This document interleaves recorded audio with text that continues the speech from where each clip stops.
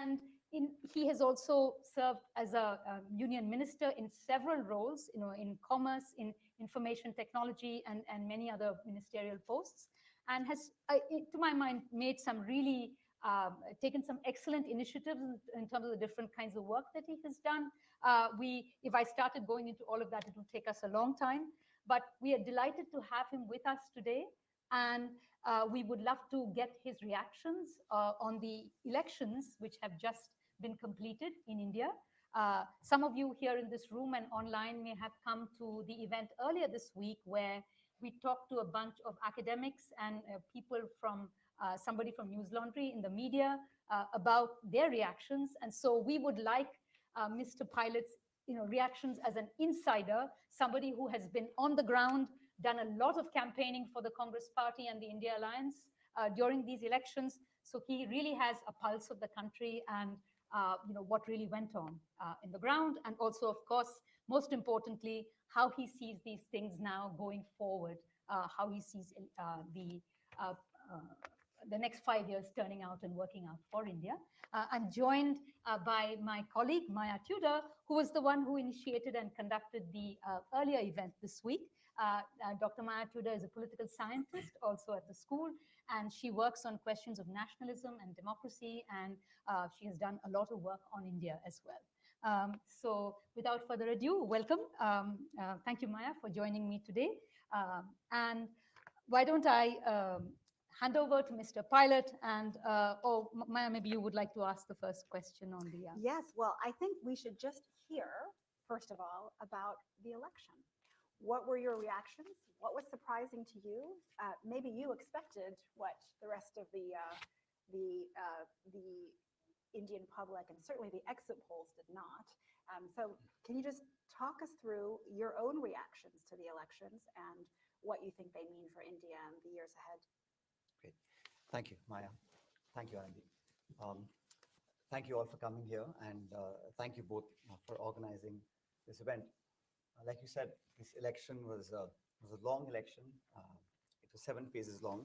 Mm-hmm. And at the outset, I really want to say that Indian elections are a phenomenal exercise because it's 960 million people who are eligible voters, and it's the largest planned human exercise on earth. The logistics itself, if you just think about it, it's a humongous operation where people, candidates, parties, voters actually use the democratic process to elect a new government. So it's a very, very tedious and a very, should I say, peak of summer. It's not the easiest thing to do. But I think every election, the Indian economy, Indian democracy gets more and more refined. And I say this because of the results itself indicate that we have a new government in place. But the elections threw up a fractured mandate. It was not a mandate for any political party to form a government. Mm-hmm. It is a coalition. It was a coalition of parties that are now formed a new government. So the results, I think, and you mentioned about exit polls, the less we speak about it, the better, because almost every one of them was wrong. And you said, if I had an inclination of what the results will be, yes. Well, I knew something has shifted, because for the last 10 years, we had a government that was doing a lot of propaganda, a lot of marketing, using the media, a lot of projection, I dare say even a lot of chest thumping. But the reality on the ground was a bit different in terms of job creation, in terms of what I feel is a big gap between the rich and the poor. That has widened a fair amount. And I think the agrarian distress, the dissatisfaction among young people, and not just unemployment, also underemployment. So a lot of these massive issues across the country that were there to see, but were being ignored for a long time. Mm-hmm. So this election has thrown up a government that is not a full majority government, which was the case for the last 2 elections. So it's interesting what will happen in the future. I don't know what will happen in the future, but we have 2 regional parties supporting the BJP, which has now formed a government for the 3rd time. Time will tell. Right now, it's just in a few days since we have a new government. But just to remind you, both these allies of the BJP have been with the have been against the BJP in their previous avatars. So Mr. Naidu has been a part of India Alliance, sort of alliance before the elections. Mr. Nitish Kumar was actually the one who started the whole movement of getting India Alliance together. So they have known to Ironically, yeah. uh, not stick around for very long. We'll see what happens. But interestingly enough, this election was a election that we, when I say we, my party and my alliance, India Alliance, we fought on issues we thought were pertinent to the people of India. Mhm. Issues of inflation, joblessness. We had economic growth, but it wasn't well distributed, and we felt that there's been a policy initiation which is helping a few rather than helping the most. We also felt that the elections were held under an atmosphere where two elected chief ministers were detained and put in prison. There were a lot of questions raised about the transparency or the efficacy of the institutional bodies that we have. The Congress party, in the middle of elections, our bank accounts were seized. We had to go to the Supreme Court to get relief. So all these things were happening, which I think the voters of India were not very welcoming towards. And we Mhm. saw the results on counting day on June 4th when the results started coming in. So it was election that we thought our party and India Alliance fought on issues that were important. I have to say that the ruling dispensation was fighting elections, somehow in the back of the mind, taking the voters for granted and Mm. assuming to get X number of seats. We have a house of 543. They were targeting 370, 400, and so on. So that open declaration was a sense of slight arrogance, which I think I could sense in the ruling party, and the results are what they are. But we have promised to the people of India that our issues will remain the same. We will fight for what we think is right, both inside the parliament and outside. And the India Alliance, which came about, it's not easy to yield space to another political party, which has been your rival for a long time. But we felt the need of the hour was the Mm. unity of opposition. And the Congress, being the largest party, I think played a stellar role in being pivotal to the creation and sustainability of the India Alliance. So Alliance is here to stay. The government, I don't know. We'll have to see. It's two allies which have been quite temperamental in their attitude in previous governments. So we'll see what happens. So election was a spirited election. Many things were said and things were heard. But the people of India have voted, I think, in a very mature fashion. Mm. And the elections, you said about exit polls. Every political pundit, everyone who had any inclination of India was thinking, well, numbers are going to be X, Y, and Z. The numbers reflect the reality on the ground. And the Congress party actually has almost doubled its numbers from 50 odd to 100 plus now. And the BJP has come down from 303 down to 240. So they lost 70 odd MPs and we've gained about 60. So it's been a reversal in that sense. Well, let's see how the next 5 years pan out. If they are 5 years, could be less, who knows? Um, I also, I know that, like you mentioned, you're the member of the Legislative Assembly in Rajasthan, and one of the things that is striking about Rajasthan is just a few months ago you had the state elections, and at which time the BJP sort of routed and your party and moved into power, and just 6 months later they have done really quite badly, and the India Alliance has come back in the state. And if I sort of zoom out as well and see this picture by looking at a few other states, I know that one big narrative which has been given is that, oh, this is a vote against Modi. This has been said a bunch of times. But looking at the experience of Rajasthan and then thinking about some other states, which I won't go into a list of, but do you think that maybe this is an anti-incumbency phenomenon that we are seeing, or do you think there's something else going on, different stories in different parts of the country? It's true. We're a very large country, so you can't really generalize any one particular area. You spoke about Rajasthan. Rajasthan, uh, well, BJP didn't sweep the elections. We lost. We got 70 odd Fair MLAs, enough. and BJP 100 odd MLAs, 120. So, and the vote share difference was about 1.5%. It wasn't that Oh, I much. see. But what is now a popular word in India is this double engine, right? So you have these two Double governments. engine. Double engine means state government is BJP and government of I India is see. BJP. So they keep talking about the double engine everywhere.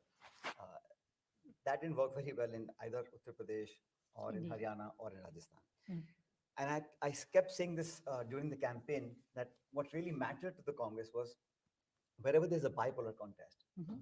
Congress versus BJP straight fight, uh, Congress party's strike rate was not that great in the last two elections. But this time, Mhm. on a head-to-head, the Congress party did particularly well in states where there is a Congress BJP contest.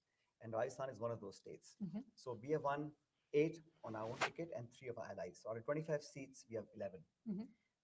And the new government was sworn in 5 months ago. Exactly. So Yeah, exactly. So there has been a turnaround of sorts. indeed.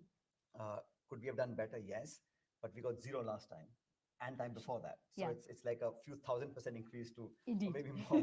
So it's, I think, a reflection of what we did right. And to my mind, what we did right was have good candidates. I've always argued for younger people contesting elections. Mhm. That, I think, helped us to a large extent.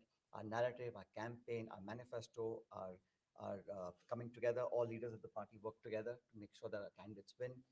And in the heartland itself, so the BJP got very less numbers in Uttar Pradesh, which is the largest state. Indeed. So Samajwadi Party got 37 out of 80. We Mhm. got 6. So that's a big climb down for the BJP. Haryana has 10 seats. We got 5 Mhm. out of 10, the Congress Party. Rajasthan, we got 11 out of 25. Indeed. So these are the states, I think, where it really mattered as to what was happening. Mhm. So Rajasthan has been a good example. If we choose the right candidates, if we work hard, work unitedly, and we stick and stay focused to what our principal agenda was. It was about getting people of India a better life, getting a better blueprint for the next 5 years, and have a vision of what we want to deliver. If you recall, in the entire election, the Congress Party's manifesto was very clear. It was much in discussions because we promised some things. We promised a new legislation for minimum support price for crops. Mhm. We said this whole recruitment of the armed forces should be done away with. We have a new scheme called Agniveer, which is not well received. So Yes. we had very important things and we kept focusing. There were many times where the attempt was to distract the narrative into other things, about religion, about temples and mosques and so on and so forth. But I think we stuck to the course and we wanted to talk about what was important to us and to the people of India. Mhm. And I think the voters have Mm. rewarded us fairly. Yeah. So can I just ask about thinking about what India represents globally a little? The world has been talking about democratic backsliding and how that's happening everywhere, and perhaps no country embodies that more clearly than India. If for the reason that when India moves into a different category of democracy, so it moved under Modi's reign from democracy into this kind of hybrid territory, and that fully halved the number of people in the world living under a full democracy, right? So what happens in India domestically is incredibly consequential in its own terms, but it also embodies the modalities of what democratic backsliding in the rest of the world has looked like. Concentration of power in the executive, the diminution of civil liberties, the invocation of a kind of ethnic nationalism. These have happened in many places, but again, India embodies that. So now we've had a incumbent government for the last 10 years that has now been checked, and checked, as you just said, in virtue of the realities on the ground. Will this new coalition government, what will it mean for the state of that backsliding? Do you think we're now, India's tomorrow, going to be, or as we look forward in the next few years, going to be functioning the way that it did before 2014? Or are we likely to see the continued, for example, use of the Enforcement Directorate, the CBI, the kind of weaponization of the arms of the state to target politicians that are not in the coalition government? What do you think? Okay, so I feel that the government in the last 8, 10 years has certainly exercised the brute force of the state to demonize the opposition, um, to target leaders in the opposition, and to use those agencies and investigating agencies to create a sort of an atmosphere where doing an opposition leader as character assassination became pretty okay. And if you look at the pure data, the enforcement directorate, for example, all the cases, the registrations, the raids, the inquiries have happened. 96% of those people have been in the opposition camp, political parties, political leaders. So that can't be a coincidence. So misuse of agencies has been happening for a while, and the opposition has pushed back on it, and we've taken this to the people, and the people have spoken. Now, the Indian ecosystem, I think, is very, very robust. Frankly, I don't know how this government will function in the future. It's difficult to say. But what I can say is that we took these issues to the people of the country and we asked voters to think about what should be done. Should there be a level playing field? And you talked about democracy. So India is a very robust, functional, dynamic, and interesting democracy. Mm. We're not the oldest, but certainly the most interesting. I can say proudly. And I say this because having the right to cast a ballot is not democracy. There are many countries in the world where you cast your vote, but that does not signify a functional Mhm. republic or a democracy. Mhm. I won't take names. In many countries, you have people who cast votes, but I think what makes a democracy strong and transparent and resilient is the fact that you have institutions that back the democratic process. So conducting elections, casting a vote, electing a government, I think is only part democracy. What's real democracy is the people have the right to question. The parliament has debates and discussions and deliberations on a lot of laws that are passed. You have institutions that check the functioning of the government. You have watchdogs, you have oversight. You have constitutional institutions that for 70 years in India, no matter which party's been in government, we have tried to nurture those institutions. And any country that nurtures those independently functional institutions is a reflection of a healthy, strong democracy. And we have to preserve that. So when institutions come under question, or their credibility, or their functioning, or their transparency is under a question mark, that's not a good sign for the future. So I think that last few years, we in the Congress party have talked about this. There was apprehensions amongst people that there may be some tweaking or changing of the constitution, some changes brought about. Again, this was all resonating from the soundboard of the ruling dispensation. There were all these talks. We didn't create those talks, but there were strong denials later by the top leadership of the BJP, and that I think was a necessity because they felt that people are fearing that there may be some changes to the affirmative action programs or to the constitution itself. But like I said, the people have seen that, they have absorbed those discussions and narratives and voted accordingly. So our agenda was that we must remain as strong, as vibrant, as transparent, and as credible a democracy as we have been, and nothing should come in way of that. No leader, no party, no government, because this country is much bigger, and you know uh, uh, it has much more to give. So people, parties, governments will come and go, but our country, our ethos of a democratic functionality is far more important than anything else. So I think that has to sustain. Uh, but yes, we in the Congress, we have much larger numbers. If you recall, in the last few years, there was one day that 147 members of parliament of the opposition were suspended in one day. It's never happened before. Now, and then bills were passed in the absence of those members of parliament. Of course, you can't question the speaker's rulings because that's how our law is, but it doesn't, the optics aren't that great. Mhm. I don't think with a strong opposition of 235, 40 odd people in parliament, you can do that anymore. And you will have a strong voice. And I'm not saying as opposition, we have to oppose everything that any government does. No. But when we feel that something needs further clarification, further debate, further discussion, a rethink, for example. So the government last 8, 10 years has been pretty one-sided. Decisions are made and people are informed. Uh, we Hmm. had, our currency was banned on a whim. We had many other decisions made, without proper structural decision-making processes taken into consideration. So I think that should change no matter what happens in the future. But one thing we know this election has thrown out is that nobody can take the Indian electorate for granted. And anyone who tries to do that, uh, Indian voters are ruthless, and they will go by what's important to us as a country and their right to elect those people who they will be serving for the next 5 years. So when you get elected, you're basically getting a license to serve the people for 5 years, and that's what it is. The competition is who can serve the people better. And I always believe that in public life, you have to have a debate and a discussion that is focused around the people. And this sort of confrontationalist attitude doesn't serve very well. You can be successful, but you have to remain humble. You can be in opposition or government, doesn't matter. But the purpose that you're in parliament for is to serve the people.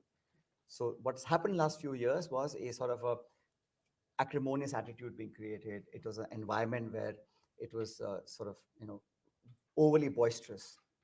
All those things, I think, will be tempered down. At least that's what I hope for in the future. Thank you. Yes, indeed. This wisdom and the ruthlessness of the Indian electorate in terms of sending a clear message about what they want, I think has been one of the most heartening things of this election. Um, I and I think one of the points which has been made around a message coming from the electorate here is about welfare programs, right? That in a lot of states where Karnataka, for example, or UP as well, Andhra, where the incumbent governments have given a lot of resources in the form of welfare programs, right? That it hasn't necessarily served the ruling party, the governing parties in those states well. They haven't uh, gotten a mandate to come back and govern.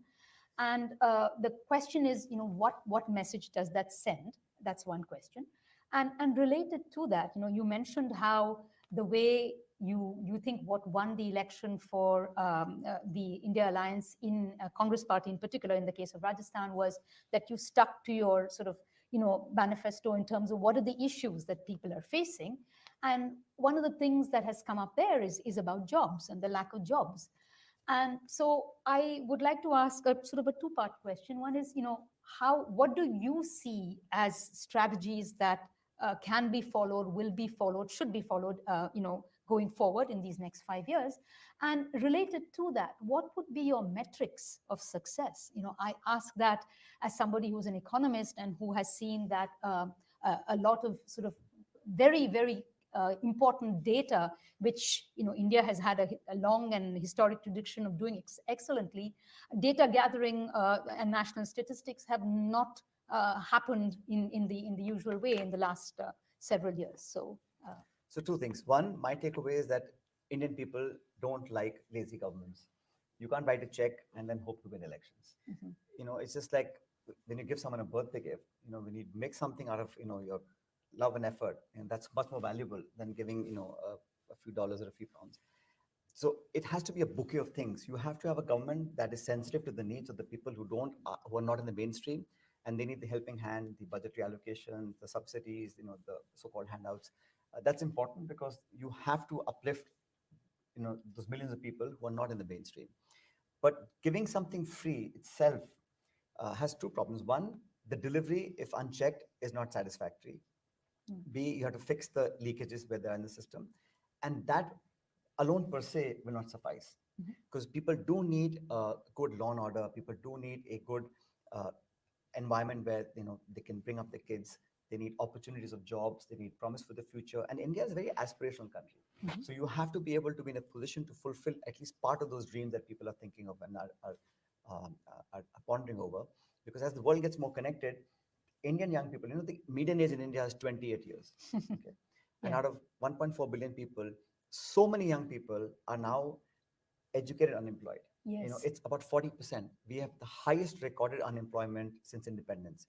And that's not a good sign. No. So I think jobs has been a major factor and a major failure of the last 10 years of Indian government. Mhm. So they have not really focused on, they've had growth, but I think it's been a jobless growth, right? So you Mm. had a lot of uh, capital investments, the stock exchanges, and you have a few billionaires, every year propping up, but the real jobs are missing. Yeah. And that's a big problem. In terms of policy making, so every state in India has a different story. What Mhm. happened in Orissa doesn't happen in Nagaland. What happened in Kashmir does not replicate itself in Kerala. So it's different political stories each side. But the large takeaway is that if you take your mind off what's important for people, if you're taking the voters for granted, if you're adopting policies those are strong arm policies, and you're not uh, taking people along, Mhm. you're not having discussions within the organization and within the government, um, that I think is not very welcomed by the people, by the voters. But I believe that when you make a policy, like you said, some state governments have been giving a lot of freebies and subsidies. It's important to do that because you can't, India is such a large country, a large section of India needs those targeted interventions. And the other point you made is about data. What we lack today is authentic data. We have not done the number crunching on the data because unless you have a full, tangible, verified data point, you can't create policies that are going to be effective. And even if you have made the policies, have made the allocations, there are outlays but no outcomes. So unless you have a matrix, you don't know how good your policies have been. Indeed. And unless you're able to self-check yourself, it'll go haywire. You become overly dependent on bureaucracy. So therefore, I think the last 5 years we haven't had sufficient numbers on many of the data that we need to have. It's such a large country, and if you don't have authentic data, and government has actually shied away from sharing a lot of the data Yes. on unemployment, on poverty indices. In fact, the way to calculate poverty has been changed. Right? Yes. So that's a very easy way of saying I've lifted so many people out of poverty. I was in government with Dr. Manmohan Singh for about 5 8 years, and there we had every year systematic assessment and open declaration of numbers and data. So we actually lifted 150 million people out of abject poverty, and poverty was defined as a global definition. So today we have all sorts of claims, but no real data to back up those claims. The ultimate judge are the people. If those data that the BJP says were authentic data, Mm. and people were happy, and we are the third largest economy in the world, and everybody's happy, then the numbers would not be like this, Sure. right? So they're giving 800 million people free food. Uh, the average per capita GDP, we are way below our neighborhood, China, for example. Mm. And unless we crack that per capita GDP income and wealth distribution in the way that's palatable to a large portion of India, we won't be doing justice. So India is such a large country that to grow at 6 7%, it'll happen automatically. Not automatically, but it'll happen. Mhm. I think the trick is, can you be a government that can deliver a 9 or 10% growth rate? Mm. If you can do that consistently for a decade or more, then we are doing justice to the opportunity, because the potential we have is unmatched in terms of talent, in terms of age demographic dividend, in terms of natural resources. The geopolitical situation is such that people are looking at India Indeed. for doing a lot more. Yeah. Yeah. And I think if we don't ready ourselves to punch above our weight, next 25 years, we'll be having a lot of problems, because India will age. We'll have a lot of burden on our shoulders for carrying, elderly people and social security issues, etc. So we should much really tap into what we have today as an advantage before it becomes a disadvantage. So I'm conscious of the time, and we And also yes. want to take your questions. I'm going to throw in one more question, and then ask you to answer it very briefly. And then, Vanandi, I suggest that we prioritize in the first instance people In the room, yes. I know we have a large audience online as well. Look, I think the question I want to ask you is about centralization of power, not in the BJP, but in Congress. So, I think there's been a very serious critique of the centralization of power in the Prime Minister's office. But under Congress governments, I think the very same charge has been levied at Congress governments. And that in particular, one of the reasons that Modi came to power, I think, so effectively in 2014 was on the back of a sense that Congress was led by a leader who, didn't come and by dint of hard work and of tapping into people's aspirations on the ground, but came through essentially having a family legacy and a family name. So, what are Congress's plans to change that in the years ahead? Okay, so I think you're asking the question about the Congress's internal politics, how it works. Yes. Now, Mrs. Sonia Gandhi became Congress president in 1998. Right? We were in opposition, and Mr. Bajpayee was prime minister. She took it upon herself to stitch together an alliance that actually defeated Mr. Bajpayee, where at that point, if you recall, Maya, this India Shining slogan was so well marketed. Yeah, And I people was thought thinking about that in Mr. this Bajpayee election. is going to come back to power no matter what happens. Yeah. But it was her singular effort Yeah. to stitch together an alliance, Yeah. then come to power, and then not take power.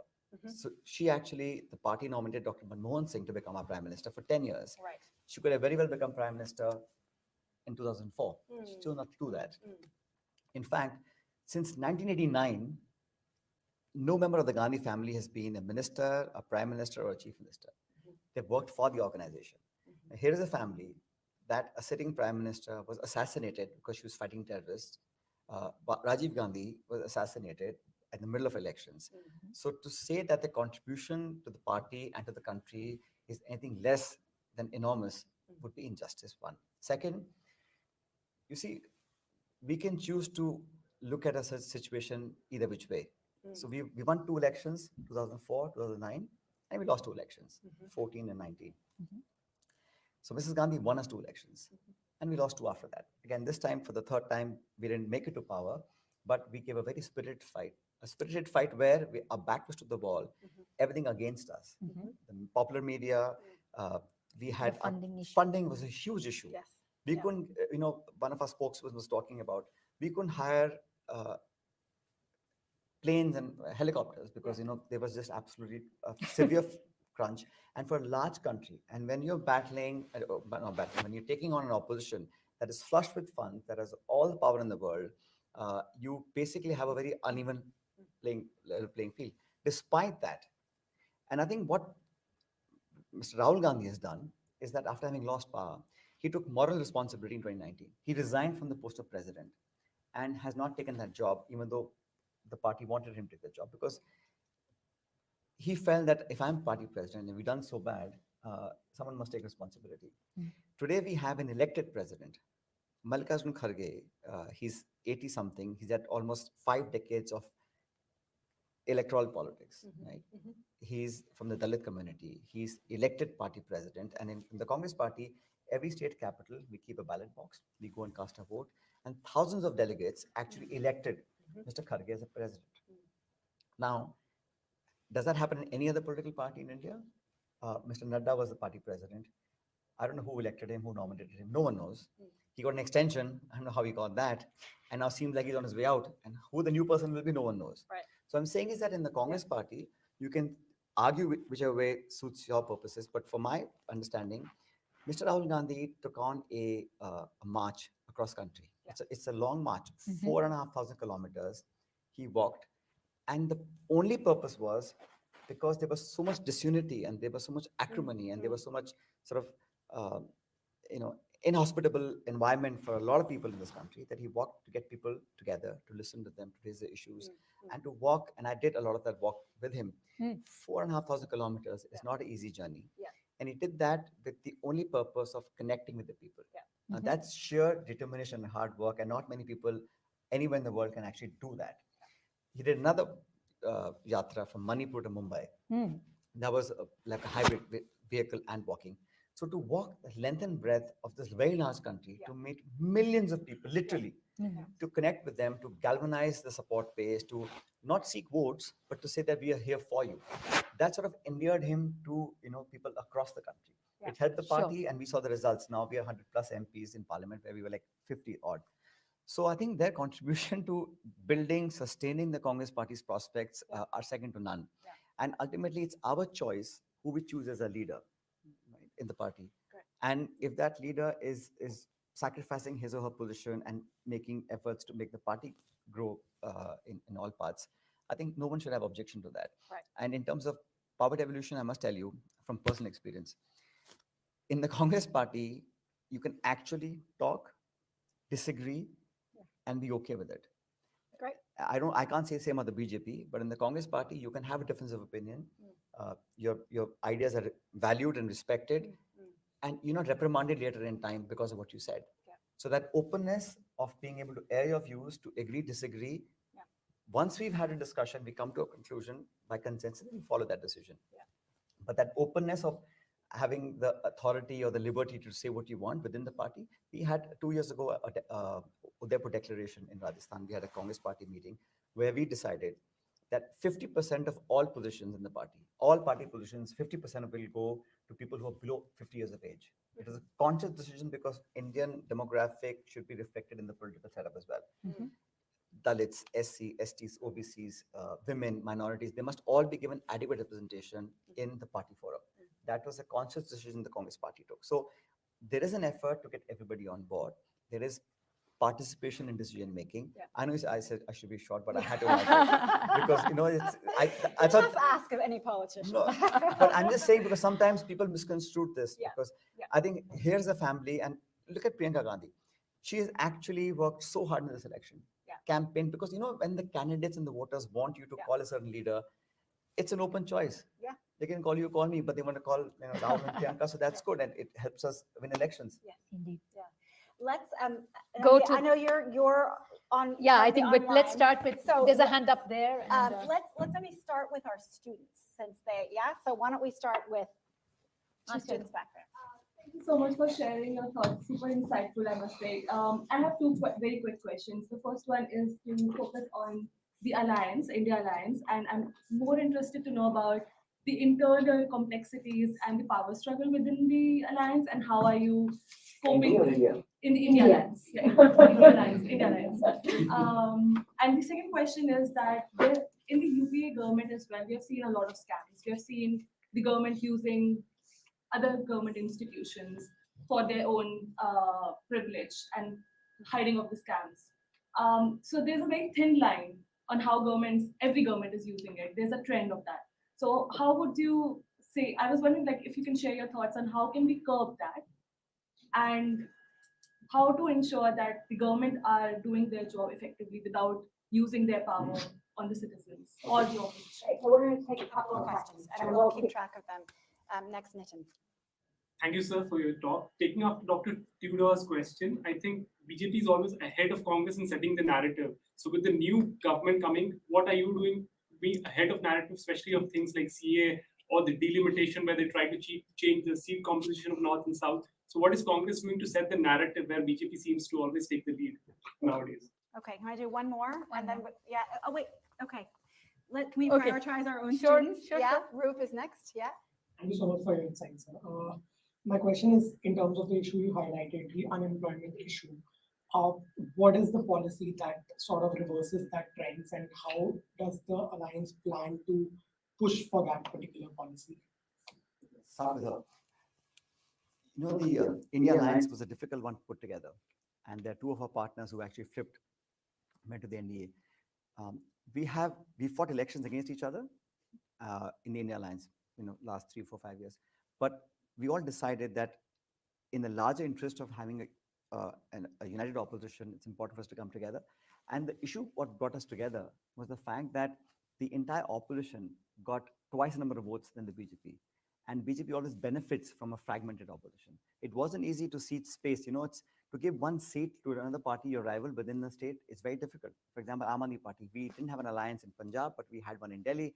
Very complicated. Mamata Banerjee, she's part of India Alliance, but no seat sharing. So it's very complex, very difficult, because your state units will sometimes oppose it, and it's very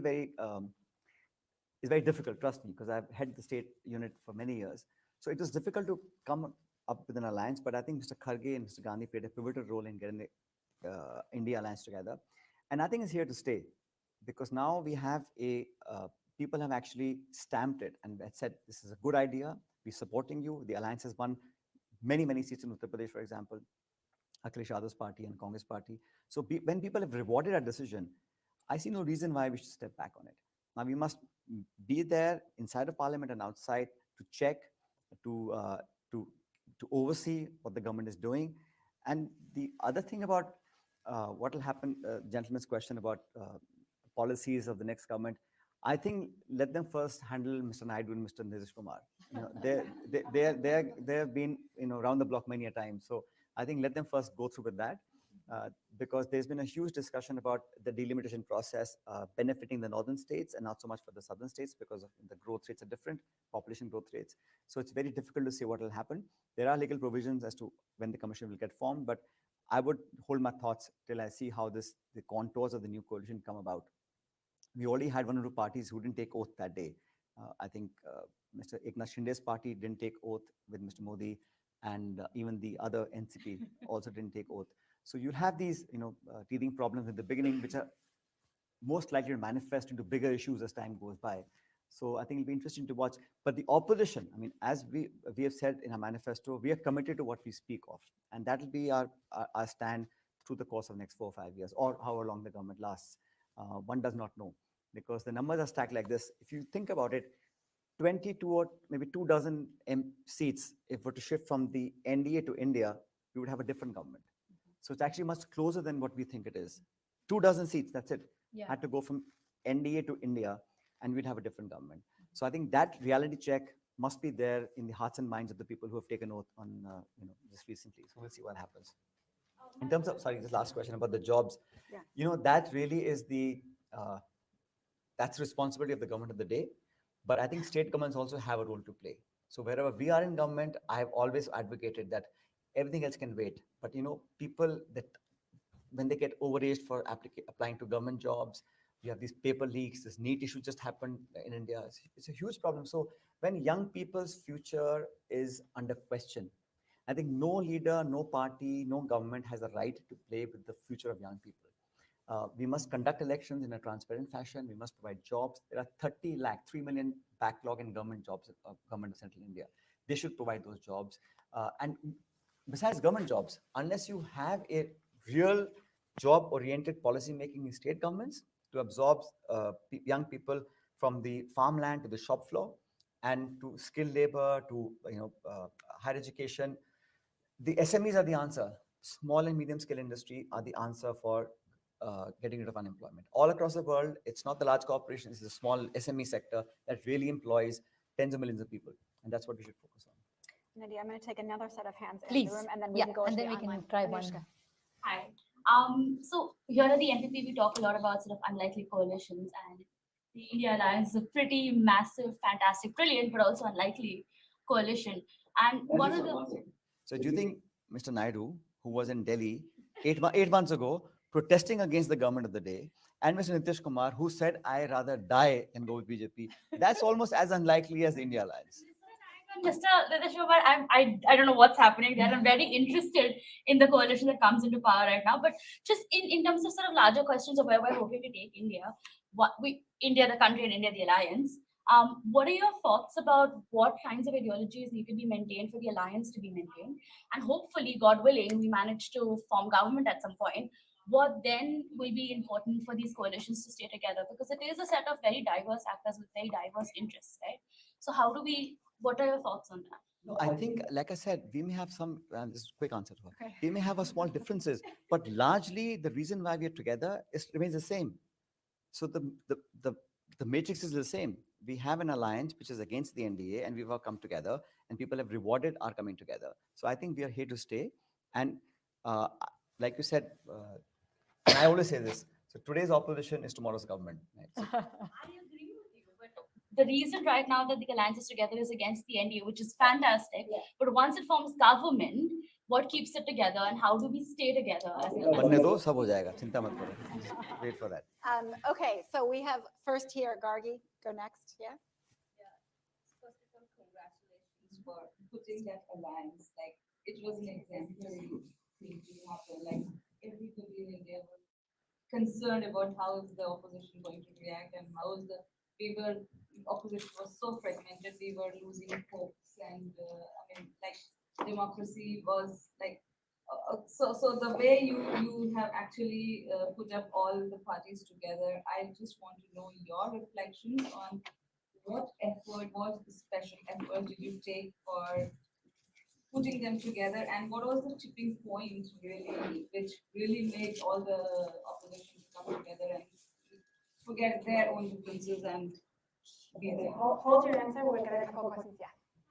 I want to move away from the coalition for a bit and move towards something which is more sustainable. So, as a democracy, we can only sustain ourselves if our institutions are strong enough. You're speaking about unemployment, you're speaking about all the other issues, even at the state level. But in the last 10 years, there's a lot of damage been done. There's no enough data. How do you, sitting in the opposition, now plan to strengthen our institutions and make sure that the entire decade of lost data is coming back to us? And with respect to coalitions, just a bit over there, we should also learn lessons from the past, right? We've seen Morarji Desai's government. They were all there, all thinking about they're going to stay, but lessons from the past shouldn't be forgotten. So how do you plan to learn from the past and then move to the future? Great. And we'll take one more, but please keep it really brief. Yes, here. So I have an interesting question. So I don't know whether everyone knows this or not. So in 2001, so opening a great my sister and son's brother in law. Could you tell us about your experience running Broad set of questions. So just to add to that, I've had many hats before that. So I worked in the BBC, I worked in a car company, General Motors, I did the food business for a bit, and then at a very appropriate age of 26, I became a member of parliament. I gave everything up. For 20 years, been focused on that. But each of my stints, whether it's in journalism or in corporate sector, I've learned something. And I think my background. My father used to always insist that because he didn't really have a splendid education, he was in the Air Force, but he always felt that, you know, fame, fortune, positions will come and go, but a good education will be by your side, you know, till you're alive. So he really focused on getting a good education, and I'm glad I had the good fortune to go and get those degrees. So that really helped me. I think that she asked a question about the scams. Miss, you asked about those things. Now in hindsight, right? So when we were in government, a lot of allegations were made. Just one, the Spectrum scam. You remember that scam? The numbers were like how many millions, tons of billions of dollars.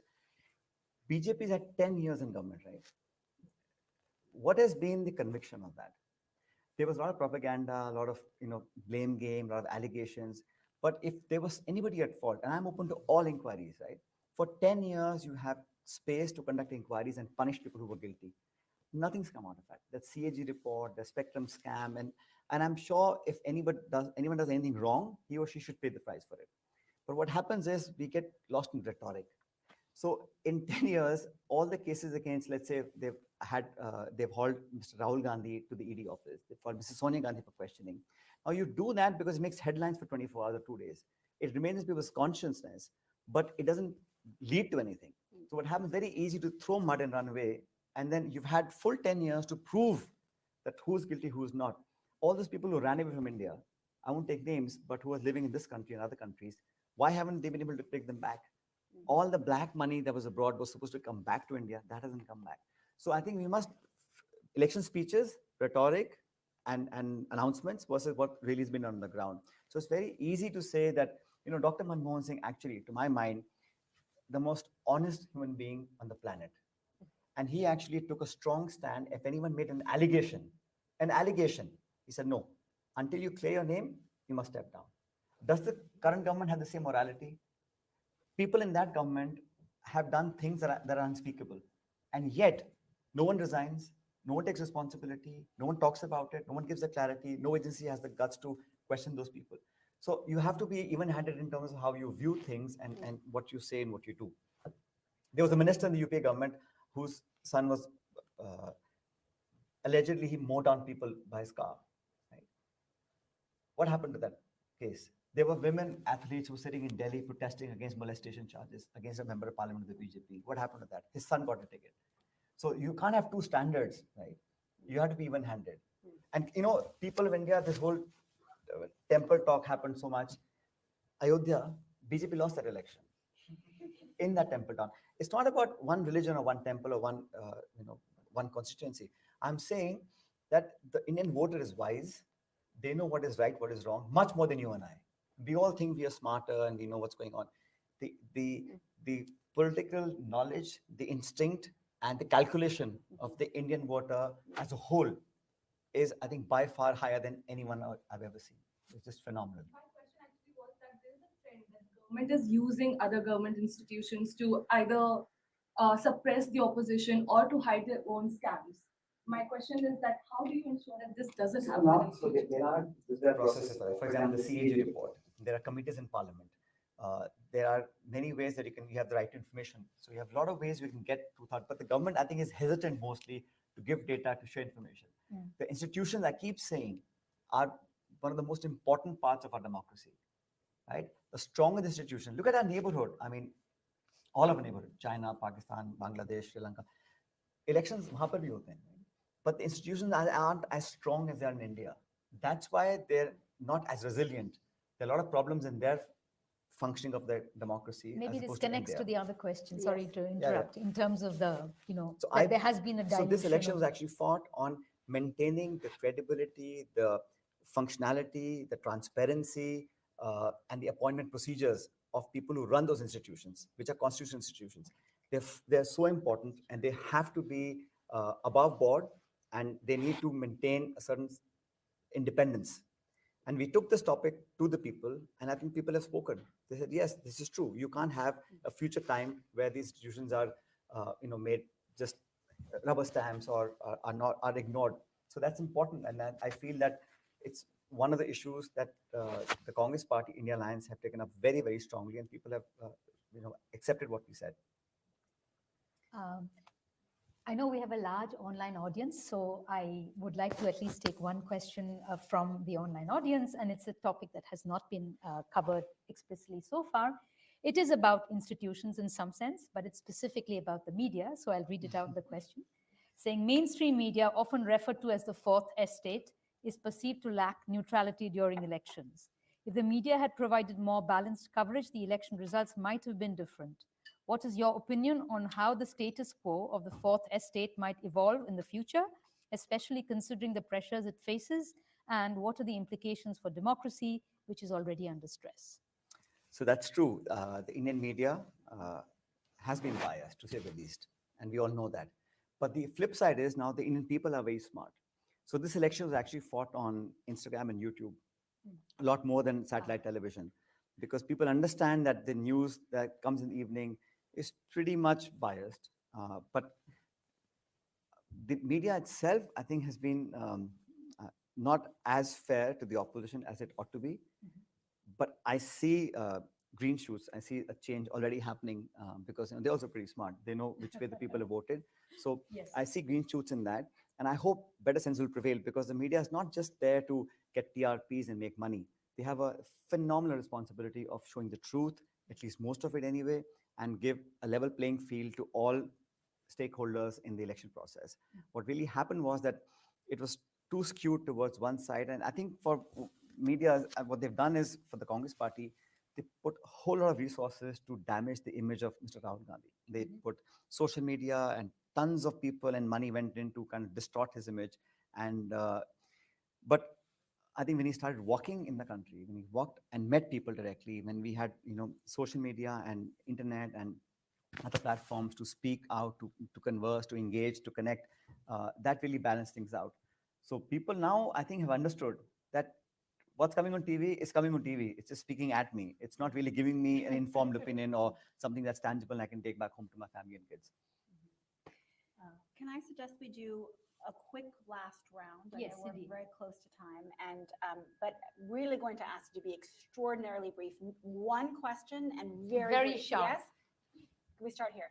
So my question is about like again the alliance and so even within a political party, like it's a lot of people and not everybody has their own opinions, and not everybody has to agree on every opinion of the other person. And I find it very hard to believe that everybody agrees on it with everyone. So within the party line and in an alliance, this becomes more complicated. How do you support other members of your alliance when you don't agree with them yourself? Okay, so how do you do that, right? Okay, right here.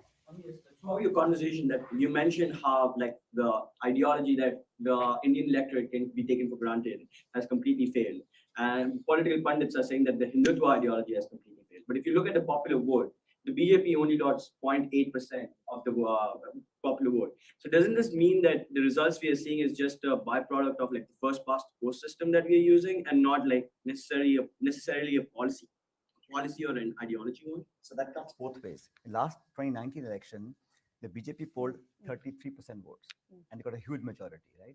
So that time they benefited from the first past the post. This time they were at loss. So it's even Stevens. So what happens is popular vote has reduced, but the number of MPs, members of parliament, they lost 70 odd, and we gained 60 odd. So that tells you something. So first past the post works both ways, advantage and disadvantage. We'll take this question. related here. Very to- brief question. Related to that question, last time even when there was an alliance, it was seen that many regional parties just turned upon the Congress and spot elections against the Congress with Vidhan Sabha elections. So what would be put in place this time that the India Alliance for all these Vidhan Sabha elections for the 5 years, or even less, as you said, does not turn against each other and they still remain one cohesive alliance? Because Vidhan Sabha elections are a big thing then. And every party would want a good share of their power, a good share. So second question on the kind of keeping the alliance together. Yes, right here. Hi. While I'm all for a coalition and it kind of lets India take a step back from the kind of autocracy that we've been kind of told that we are for the past 10 years, but I have also seen that we see all of our MPs and MLAs spending a lot of time out of office trying to decide what coalition to join. Like, as you said, we're not sure what government is going to remain. So how do you think we can strike a balance between a coalition and say like having a stable government? There's another question about the coalition, but how to strike the balance. There was a question over here. Never been relieved after seeing an electoral thing.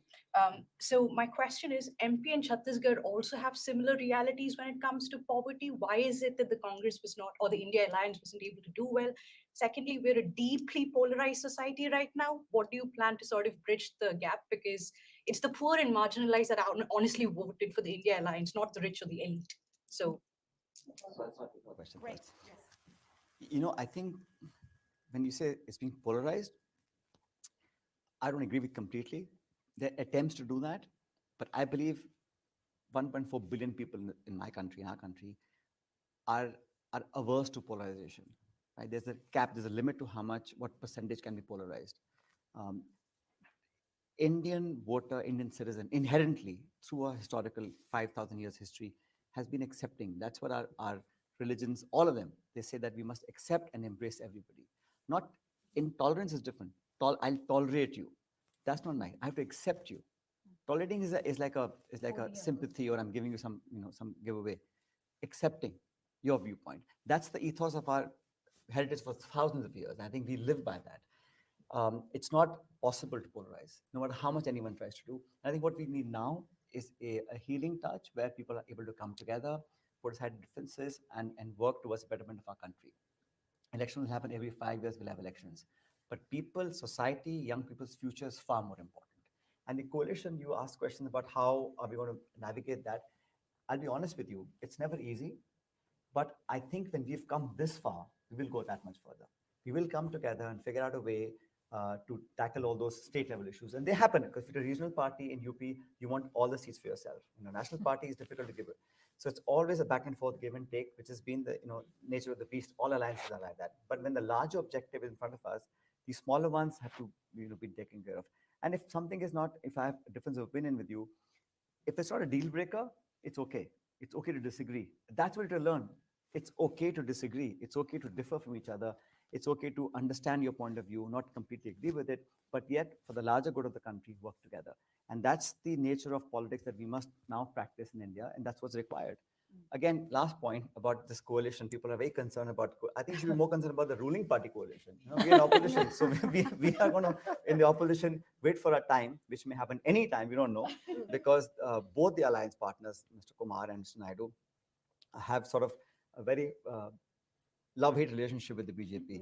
And frankly, no one knows what's going to happen. I don't want to sound tentative and say that we should have a weak government, but the BJP, I think in the recent past, has not been used to sharing power and to accommodate the viewpoints of important regional players.